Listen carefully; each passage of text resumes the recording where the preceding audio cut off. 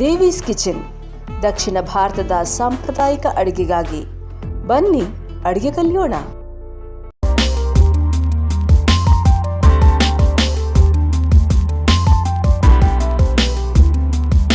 ಸಮಸ್ತರಿಗೂ ನಮಸ್ಕಾರ. ದೇವೀಸ್ ಕಿಚನ್ಗೆ ಆತ್ಮೀಯವಾದಂಥ ಸ್ವಾಗತ. ನಾನು ಶ್ರೀದೇವಿ.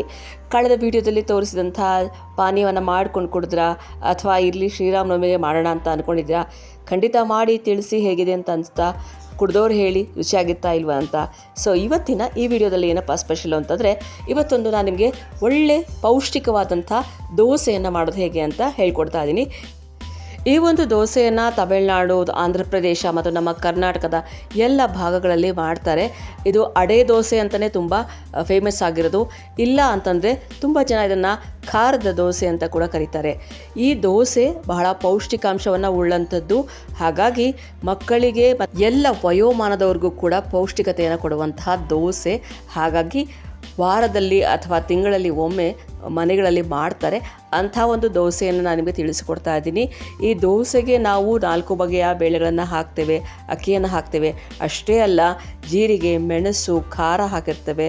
ಜೊತೆಗೆ ಬೇಕು ಅಂತಂದರೆ ನಮಗೆ ಬೇಕಾದ ತರಕಾರಿಗಳನ್ನು ಕೂಡ ಹಾಕಿಕೊಂಡು ಮಾಡ್ಬೋದಾ ಅಂತ ದೋಸೆ. ಒಟ್ಟಿನಲ್ಲಿ ಒಂದು ದೋಸೆ ತೊಗೊಂಡ್ರೆ ನಿಮಗೆ ಕಂಪ್ಲೀಟ್ ಬ್ಯಾಲೆನ್ಸ್ಡ್ ಆಗಿರಬೇಕಾದಂಥ ಏನೇನು ಐಟಮ್ಸ್ ಇರುತ್ತೋ ನಮ್ಮ ದೇಹಕ್ಕೆ ಅಗತ್ಯವಾದದ್ದು ಅವೆಲ್ಲವೂ ಕೂಡ ಇರುವಂಥ ಒಂದು ದೋಸೆ. ಬನ್ನಿ ಮಾಡೋಣ. ಅದಕ್ಕೆ ಮುಂಚೆ ಈ ಪದಾರ್ಥಗಳನ್ನು ತೆಗೆದಿಟ್ಕೊಳ್ಳೋಣ. ಕಡಲೆಬೇಳೆ ನಿಮಗೆ 1 ಕಪ್ ಬೇಕಾಗುತ್ತೆ. ಹಾಗೆಯೇ ತೊಗರಿಬೇಳೆ 1 ಕಪ್ಪು. ಅದಾದ ನಂತರ ಹೆಸರುಬೇಳೆ 1 ಕಪ್ಪು. ಹಾಗೆಯೇ ಉದ್ದಿನ ಬೇಳೆ ಕೂಡ 1 ಕಪ್ಪು. ಎಲ್ಲ ಬೇಳೆಗಳು 1 ಕಪ್ಪು. ಅಕ್ಕಿ ನೀವು ಇದರ 3ರಷ್ಟು ತೊಗೋಬೇಕಾಗತ್ತೆ.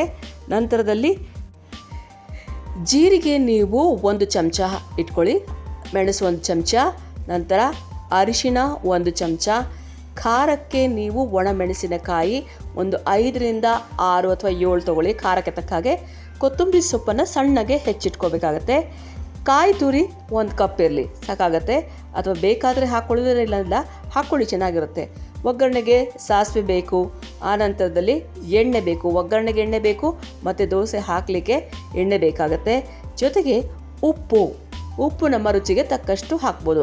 ಇವಿಷ್ಟೇ ಸೇರಿಸಿ ಮಾಡ್ಬೋದು. ಇಲ್ಲ ಇನ್ನೂ ಸ್ವಲ್ಪ ಚೆನ್ನಾಗಿರಬೇಕು ಅಂತಂದರೆ ನೋಡಿ, ನಾನಿಲ್ಲಿ ಕ್ಯಾರೆಟ್ ತುರಿಯನ್ನು ತೊಗೊಂಡಿದ್ದೀನಿ. ಜೊತೆಗೆ ಈರುಳ್ಳಿಯನ್ನು ಕೂಡ ಸಣ್ಣಗೆ ಹೆಚ್ಚಿಟ್ಕೊಂಡಿದ್ದೀನಿ. ಸೊ ಇವಿಷ್ಟು ದೋಸೆಗೆ ಬೇಕಾದಂಥ ಪದಾರ್ಥಗಳು.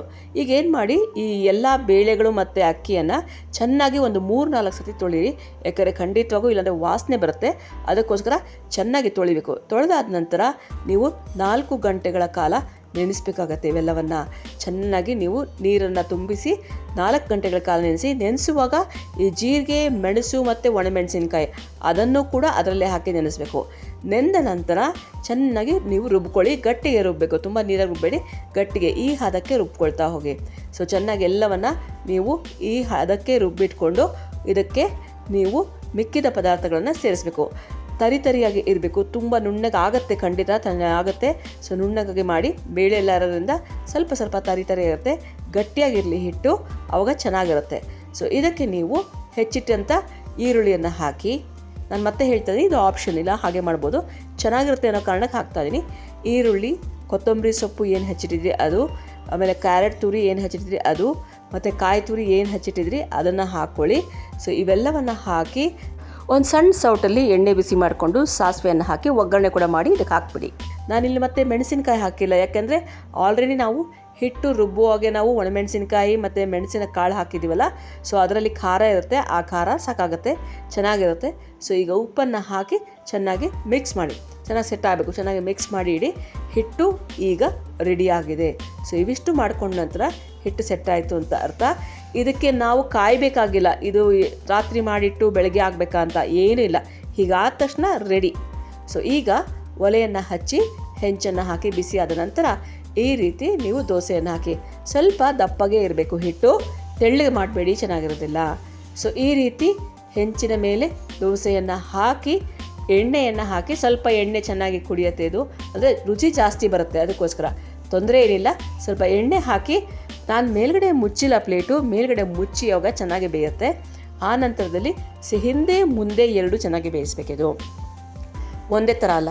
ಸೊ ಮೊದಲು ಎಲ್ಲ ಕೆಂಪಗೆ ಎಷ್ಟು ಚೆನ್ನಾಗಿ ನೋಡಿ ಕಾಣಿಸ್ತಿದ್ದೀರ, ಕೆಂಪಗಾಗಿದ್ದಿಲ್ಲ, ಆ ರೀತಿ ನೀವು ಉಲ್ಟಾ ಮಾಡಿ ಹಾಕಿದಾಗ ಚೆನ್ನಾಗಾಗುತ್ತೆ ನೋಡಿ. ಫಸ್ಟ್ ಕ್ಲಾಸ್ ಆದಂಥ ಅಡೆ ದೋಸೆ ಅಥವಾ ಖಾರದ ದೋಸೆ ರೆಡಿಯಾಗಿದೆ.